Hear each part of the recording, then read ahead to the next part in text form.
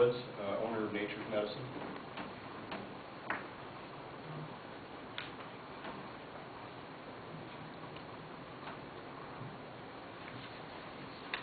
Wasn't our expectation that you would write and speak at the same time? For me, that's clearly. I maybe could do it. I don't do that. So I wrote the letter, and I wrote it before the 1st of July in hopes that the town would lift their moratorium, in that portion of the moratorium concerning the grow permits, which is all tied up into the HB 1024, the new state law.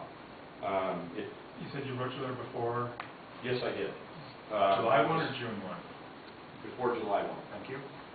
And in effect, I went in and talked to Michael and asked to submit a special use application for that. He said, you can't do that. There's a moratorium. You can't do that. He suggested I write the letter to council through the city administrator, which I did. And then I didn't hear back from anybody. So that was on, I believe, a Thursday leading up, and then finally I went in the next Monday, which was still in June, and just talked to the city administrator and said, you know, what's up with the letter and everything, and he said, I don't even know what you're talking about, I was out of town. Then as we talked, he did realize that he had maybe seen the letter. So we talked about that, and my letter was not for us alone, but for all the existing businesses in town, you know, medical marijuana centers in town that wanted to apply for the conditional use permit before the July 1 deadline. So I wasn't just asking for us, I was just thinking that it made sense that if we were all here and we were all moving forward, that we would be allowed to comply with state law in order to move forward. So that request was, you know, on behalf of myself for everybody operating in town. So the city administrator said, call me back later this afternoon, meeting with the attorney or whoever he met with. Anyway, I talked to him the next morning, and he said, yes, you can submit the conditional use permit. So at that point, that portion of the moratorium was effectively lifted because the application would be accepted anyway. What we had done in the meantime is decided not to submit the application.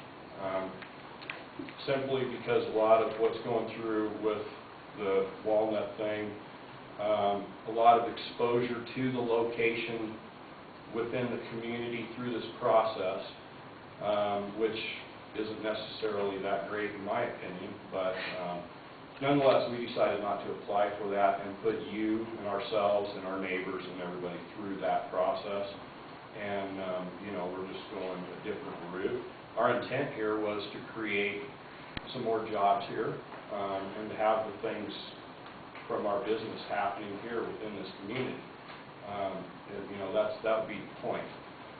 I don't have to do that here, but you know, that's the idea, is to have things here and have the jobs here for the community. But like I said, the process in itself is flawed for that respect of just all the frenzy around the location, and just makes it a nightmare for you guys and for us and for everybody else. So we decided not to do that. As per the request for the letter, the law says that I have to have something by July 1st from the town, knowing that you guys had gone around prior to the moratorium and verified all of us and our status as being in the proper zones, etc., not being within 500 feet of a school, having a sales tax license, and all that. My request was simply that you guys give us something, just so, because the law says we have to have something from you, but it doesn't say you have to give us anything. So we understand that you didn't give us anything, and that's fine. We understand that when they call you and say, you know, are they in the right zone, do they have a sales tax license, you're going to say yes. But we thought as a courtesy, maybe you guys might want to give us all something, just saying, yes, we verified these people. But that's basically what has happened from our standpoint, and that should clear up a lot of questions about what's going on, at least from Nature's Medicine. Well, and Martin,